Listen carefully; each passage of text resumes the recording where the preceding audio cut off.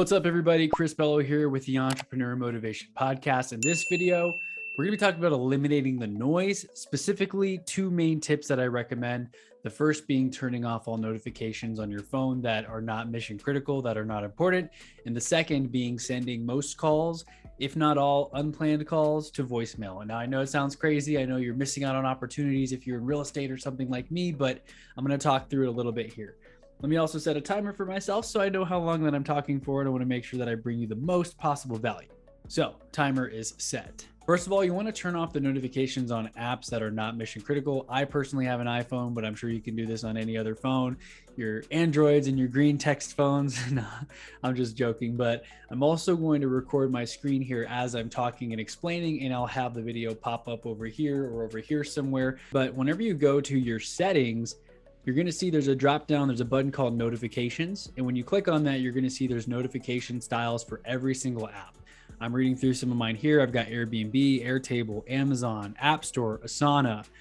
And you can see a lot of these say off entirely. Like if you're looking at my screen, it says calendar says off, App Store says off, Chipotle says off, right? I don't need to see notifications for Chipotle. And someone jokingly was like, dude, you got to know when they're giving you a free burrito or a discount, right? But still, on most of these, I have notifications turned off. And as an example, let me just go into like Airtable, because that's one that I haven't really been using. And notice how it says allow notification. That box is checked. There's the lock screen, there's the notification center, there's banners. This is sending me messages. It's got sounds turned on, it's got badges turned on. So really, if I'm getting notifications through Airtable, it's gonna be dinging my phone and blowing my phone up, and I'm gonna see it in 5 different places, right? And I'm also gonna see the little circle that says how many notifications I haven't read in it. And that can be kind of stressful. So if you look at my home screen, if you're looking at this, the only thing that shows, and I'll kind of hold my phone up here too, the only thing that shows a little circle is my phone, and there's a little number 2 there showing that I have two missed things, either a missed call and a voicemail, 2 missed calls, something like that. So I try to keep those bubbles out of there because I don't want to see I have 1,000+ unread emails or 5 things that I haven't looked at in Asana, because now it's in my mind and I'm not able to focus on exactly what I want to focus on. So I even turned the bubbles off. I turned them off for almost everything, including emails. See, my email icon, my Gmail, right here has nothing. And I've got unread emails that I need to get to, but I don't care to see how many I have from my phone. I'll check that when I check that from my computer all in one place in a certain time block. So that's one thing that I do. But if I go back to the settings, since I don't use Airtable, I'm going to show you this example, but literally you can change the things on here. And just, if you're listening to this, you can watch this on YouTube. I am recording my screen. I'm going to have it on the video. If you're listening, then just know that you can turn off notifications, or let's say I want to turn off lock screen. I can click that. I can turn off notifications on the notification center. I can also turn off the banners. Or if I do have a banner, I can have temporary style where it shows for 3 seconds and goes away. Or if it's something really important, I might want to make it persistent where it stays down and I have to acknowledge it and either click on it or swipe up to get rid of it. But again, since I'm not using Airtable anymore right now, I'm just going to turn off notifications. And when you go back to notifications here, you can see under Airtable, it says off entirely. And I do this for almost most apps. If I see an app, like Clubhouse has been sending a lot of apps, but I still jump in rooms occasionally.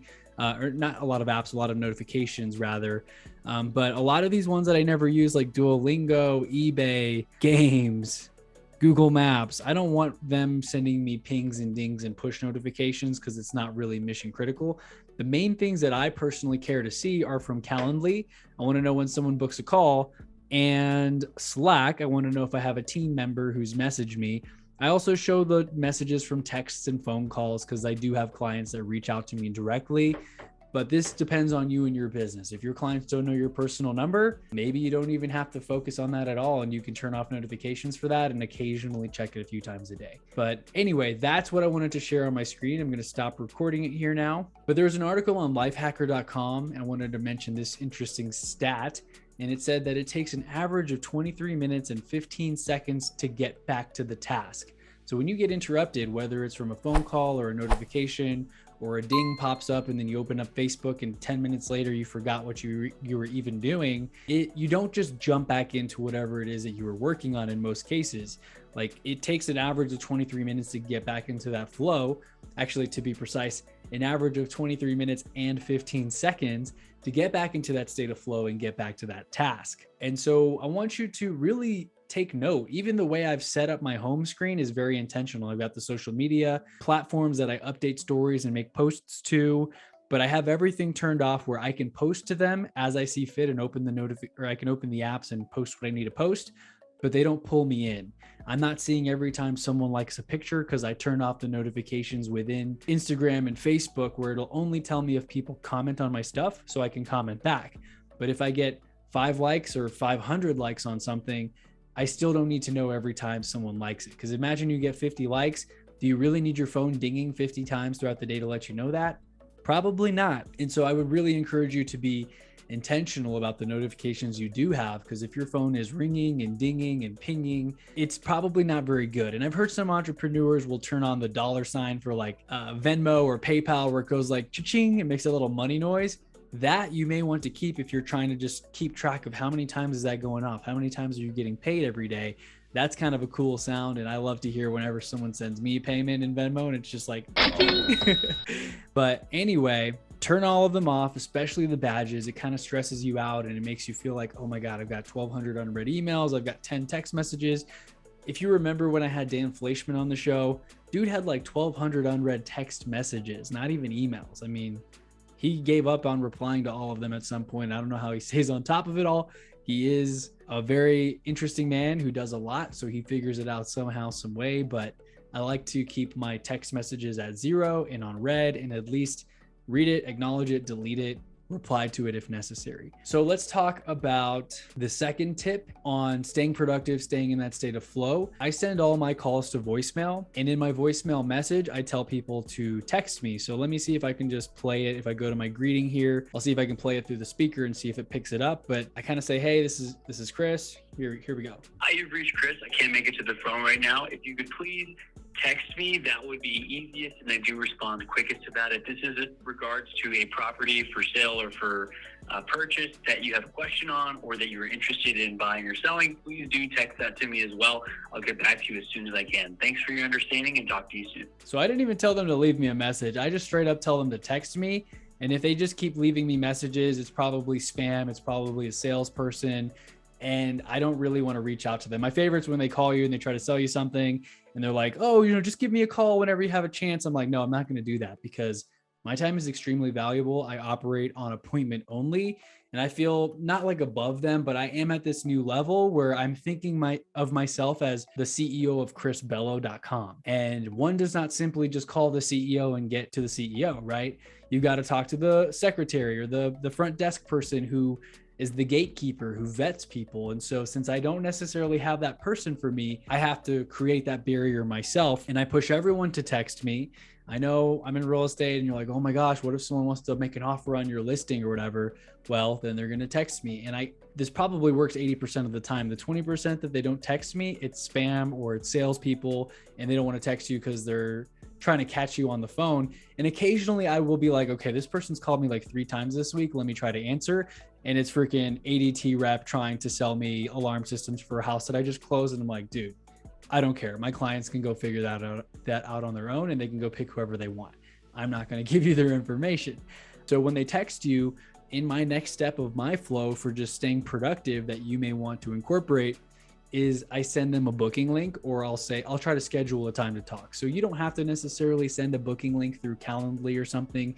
You could just say, hey, I'm busy right now. Or you can even do an auto text if you have those saved, like, hey, I'm busy. Can you please text me? I'm in a meeting. Can you please text me? And try to coordinate a time, because while I'm focusing on something and I'm spending an hour on something like creating content, if someone's trying to call me right now, I would probably auto reply, I'm in an appointment right now. Can you please text me? If it was something important or someone I need to work with, I might reply to them in 5 minutes after this video. But if I really wanted to take 10 seconds, I might be like, tied up right now. Can I call you in 30 minutes or at 4 p.m. or whatever? And that way you delay it, you get to finish your thought, finish what you're working on, and then call them back. But again, I just prefer personally to push everyone to book a call on Calendly, because it gives me at least a 24-hour heads up. It's on my calendar. I wake up every day and I see. So if I'm pushing people, hey, please use this link, and they try to call me to today, like right now, I send them the link, they book the call. Earliest they can book is for tomorrow. In most cases, they'll book 2 or 3 days from now because it's really not that urgent. The conversation doesn't have to happen exactly right now in most cases, unless some kind of fire emerges in your business that you have to take care of. But in my business, for the most part, fires don't just happen. It starts off with a little ember, like it simmers over 3 days and then becomes a fire. So I know ahead of time, it doesn't just blow up in my face for the most part. Knock on wood, I'm not trying to jinx myself or have any deals fall apart, but this is how I stay extremely focused and how I drown out the noise. I eliminate the noise.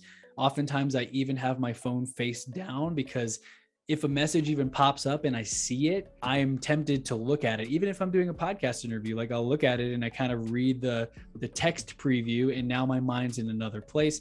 I don't want that to happen. I want to be 100% present in the moment with whatever I am doing. And my fiance, Gabby, has seen this in action.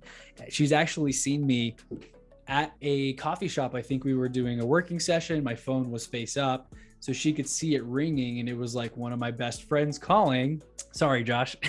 One of my friends I grew up with, Josh, was calling me, and she's like, "Aren't you going to answer that?" I'm like, "No, I'm in the middle of something." And I literally like watch the phone. I do this daily with people I know too, not just unknown numbers.